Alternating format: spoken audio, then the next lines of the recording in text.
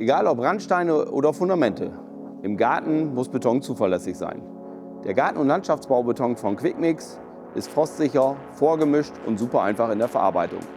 Und wie du ihn richtig anwendest, das zeige ich dir hier in unserem Technikum. Als erstes kommt der Quickmix GLB-Sack in den Mischer. Und das Besondere am GLB, der Sack löst sich beim Mischen von selbst auf.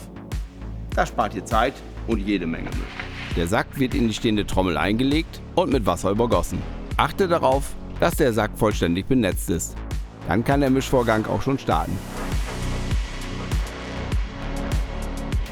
Wiederhole den Vorgang für jeden weiteren Sack.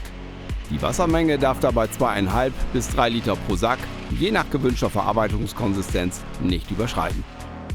Abhängig von der Trommelgröße können dann maximal 1 bis 2 Säcke gleichzeitig eingemischt werden. Der Beton sollte direkt nach dem Anmischen verarbeitet werden. So lässt er sich am besten verdichten.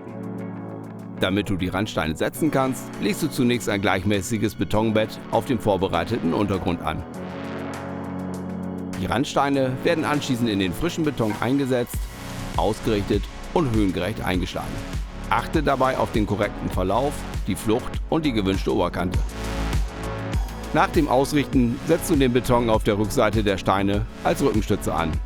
Jetzt noch gleichmäßig anformen und gut andrücken, um eine sichere Abstützung zu gewährleisten. Nach etwa 3 Tagen ist der Beton begehbar und nach 7 Tagen teilbelastbar. So setzt du den Garten- und Landschaftsbaubeton von Quickmix richtig ein. Eine solide Basis für alles, was du draußen vorhast.